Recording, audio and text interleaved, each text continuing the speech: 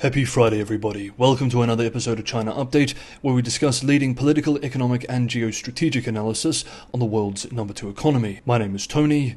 Let's jump in.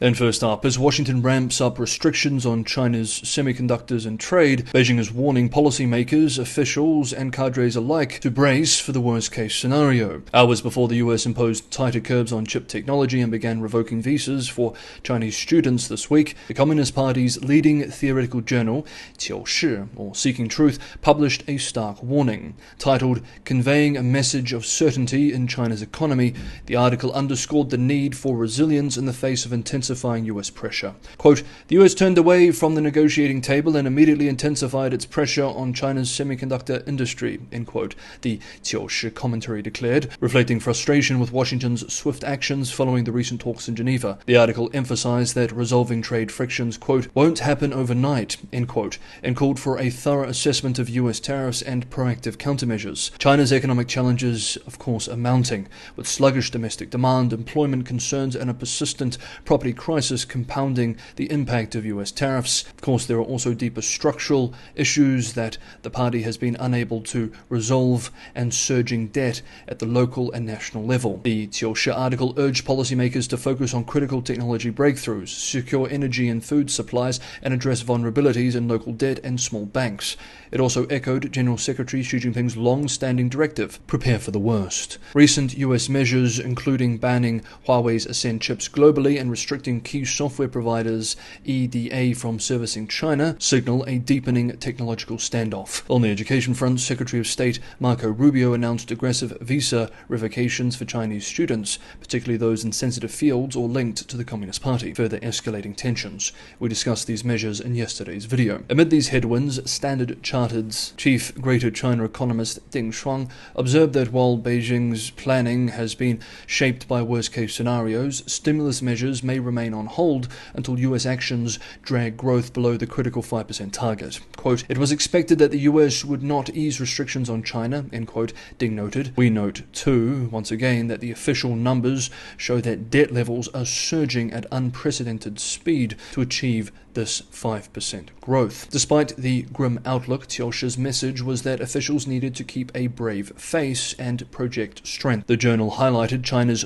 quote, "solid fundamentals, strong resilience, and rich experience in macroeconomic management and trade frictions," end quote, as a source of strength. It stressed that by aligning with party directives, coordinating domestic and international economic strategies, and swiftly implementing contingency plans, China's economy could overcome risks and emerge stronger. Nevertheless, the feel of the document generally was one of deep concern, warning the state apparatus from top officials down to prepare for difficult times ahead. Next up, and speaking of difficult times ahead, the Shangri-La Dialogue, Asia's premier defense summit, opened today in Singapore.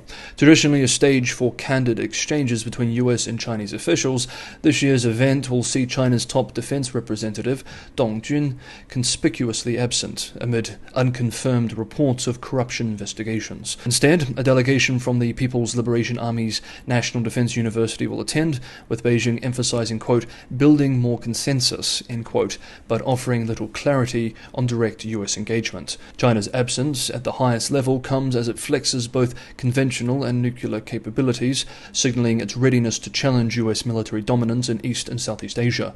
With the world's largest navy by ship count, hypersonic missile advancements, and a rapidly expanding nuclear arsenal, Beijing appears determined to shift the regional balance. Its goal, to control vital shipping lanes and push the US military presence out of the Western Pacific, securing a strategic edge over the US 7th Fleet. Of course, at the heart of the tensions is Taiwan. Beijing's fortified bases in the South China Sea and aggressive maritime patrols near the Philippines underlies its intent to assert sovereignty over what much of the world considers international waters as well. While US Defense Secretary Pete Hegseth will deliver a keynote outlining America's Indo-Pacific strategy, questions loom over whether Washington can effectively reassure allies amid its shifting stance and rising Chinese assertiveness. The dialogue's sidelined China presence highlights an intensifying struggle for regional dominance, as Beijing levies military modernization to attempt to rewrite the rules of engagement in Asia's strategic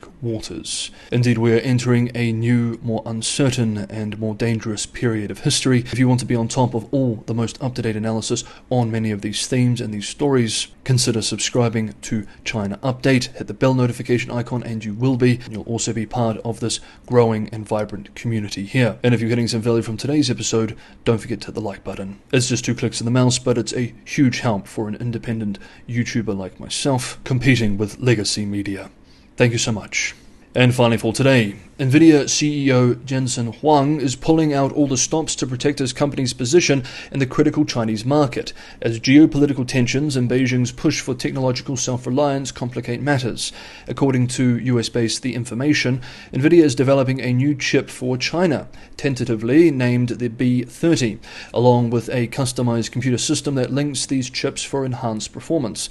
The move is aimed at satisfying major Chinese clients such as ByteDance, Alibaba, and Tencent, who have voiced concerns over diminishing chip performance amid tightening US export controls. Nvidia reportedly plans to produce over 1 million B30 chips this year to meet demand.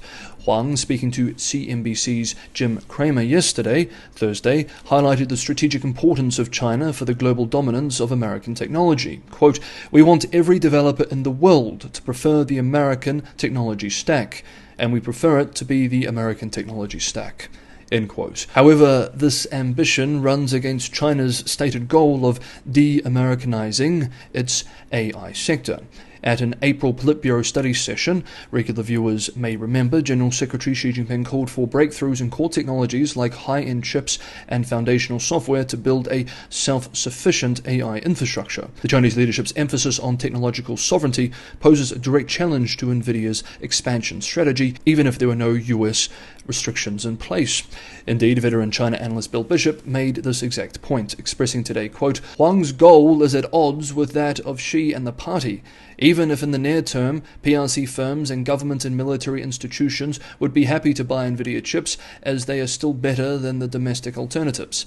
The problem for Huang and Nvidia is that Xi Jinping made it clear at the April Politburo study session that he wants China to de-Americanize the AI technology stack. Huang can make his case to the media and to the US government, directly and through a growing army of lobbyists and proxies. But the ground truth in China is that there is a massive effort underway to de-Nvidia the AI technology stack, pushed from the top of the system. It is obvious," Bishop replaces the S of obvious with 2 dollar signs here, "why Huang does not want to lose the China market, and why lock into the Nvidia ecosystem is so powerful and profitable. But national security in both countries and geopolitics matter more than Nvidia's revenue. And the reality now is that China is probably a lost cause for the company." End quote. On this theme, and adding to the pressure, US lawmakers, including Senators Elizabeth Warren and Jim Banks, recently criticized Nvidia's plans for a new facility in Shanghai, citing national security concerns. They argued that any US support for China's AI ambitions could undermine American strategic interests. Meanwhile, the competitive landscape is shifting as demand for AI computing pivots from training to inference. Domestic Chinese chipmakers are eyeing an opportunity to grab market share with less powerful but cost-effective alternatives. Nvidia's balancing act between innovation, market pressures, and geopolitical and national security constraints will likely define its trajectory in the years ahead. Meanwhile, Chinese AI startup DeepSeek has made waves with the release of its latest model, DeepSeek R10528, this week, positioning itself as a formidable open-source contender against top-tier proprietary models like OpenAI's O3 and Google's Gemini 2.5 Pro. The update, unveiled on yesterday, showcases significant enhancements in reasoning capabilities, closing the gap between free open access models and premium commercial offerings. Originally a spin-off of Hong Kong-based high-flyer capital management, DeepSeek has quickly transformed from a domestic player to a global contender.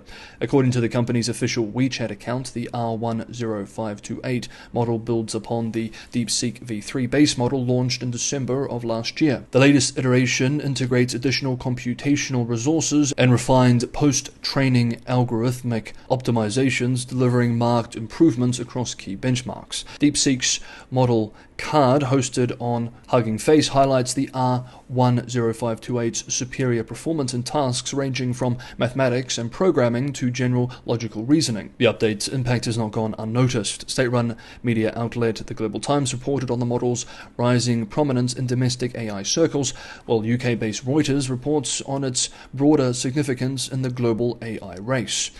Early international reactions have been enthusiastic, particularly as the R10528's performance edges closer to that of proprietary giants. DeepSeek believes that the chain of thought capabilities demonstrated in R10528 will be instrumental for both academic research and reasoning models and practical applications in industry, especially for small-scale systems. By what they argue, democratizing access to high-level capabilities, DeepSeek is positioning itself at the forefront of a shifting landscape where open source innovation increasingly challenges the dominance of established players like OpenAI and Google. And Beijing is putting tremendous resources into this competition as well, as it knows very well that if DeepSeek succeeds, it means Chinese dominance of the rapidly changing global AI landscape. While the US is still ahead in almost every area in this technology and AI race,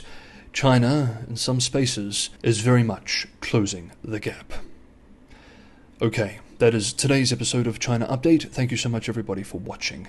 I hope you have a good Friday. Have a restful weekend. There may be an extra episode over the weekend. It's not clear yet, so I will either see you this weekend or for a new week of updates on Monday.